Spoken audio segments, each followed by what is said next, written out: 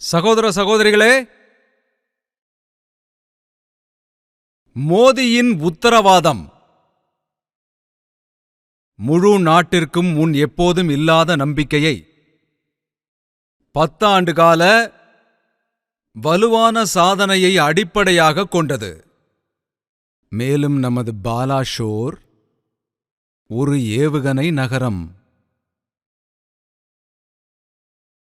10 வருடத்தில் இந்தியாவின் missile power பல மடங்கு அதிகரித்துள்ளது.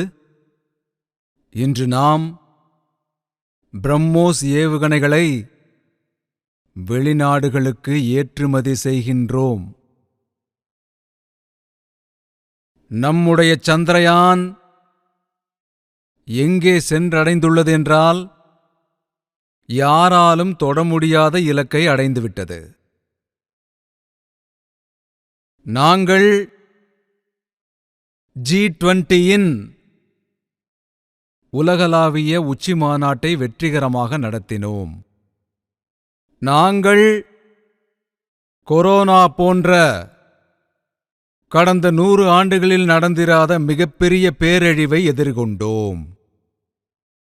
பேரிடர் இருந்த போதிலும் இந்தியா இந்த உலகத்திலேயே மிக வேகமாக வளர்ந்து வரும் பொருளாதாரமாக மாறியுள்ளது. சகோதர சகோதரிகளே, 10 ஆண்டுகளுக்கு முன்பு மக்கள் நினைத்துக் கொண்டிருந்தார்கள், இந்த மோசடிகளை தடுப்பது என்பது சாத்தியமில்லை என்று. 10 ஆண்டுகளில் ஊழல் என்பதே இல்லாத ஒரு ஆட்சியை இந்த மோடி வெற்றிகரமாக நடத்தி காட்டியுள்ளார். 10 ஆண்டுகளுக்கு முன்பாக பயங்கரவாதம் என்பதை கட்டுப்படுத்த முடியாத ஒன்று போல் தோன்றியது. நம்முடைய நாட்டின் மிகப்பெரிய நகரங்கள் குண்டு வெடிப்புகளிலிருந்து விடுபட்டதை நாங்கள் காட்டியுள்ளோம்.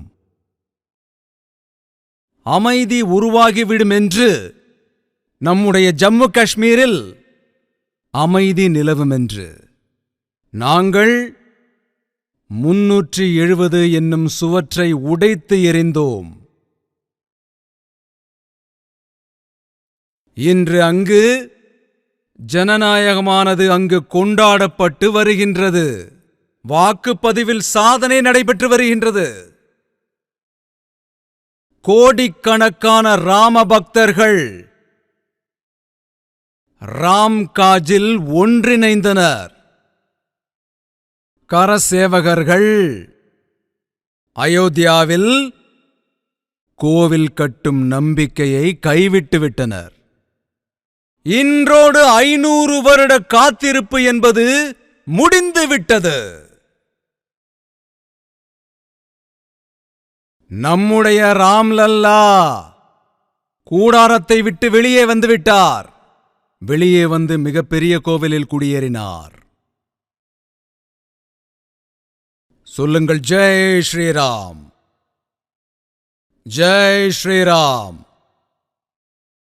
இந்த பகவான் ராமர் கோவில் கட்டப்பட்டதில் உங்களுக்கெல்லாம் மகிழ்ச்சியா இல்லையா? 500 வருட காலமாக நம்முடைய முன்னோர்கள் நமக்கு ஆசீர்வாதம் தருவார்களா இல்லையா?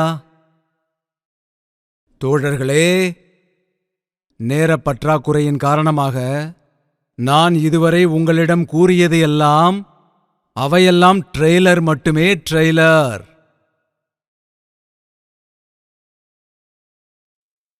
வரப்போகின்ற 5 ஆண்டுகளில் வளர்ச்சி மற்றும் நம்பிக்கை நம்முடைய புதிய வேகத்தை இந்த நாடு பார்க்கும் வாய்ப்பு கிடைக்கப் போகிறது. ஒவ்வொரு துறையிலும், ஒவ்வொரு செக்டரிலும் தன்னம்பிக்கையோடு நமது இந்தியா எழப்போகின்றது. உலகம் அதை பார்க்கப் போகின்றது.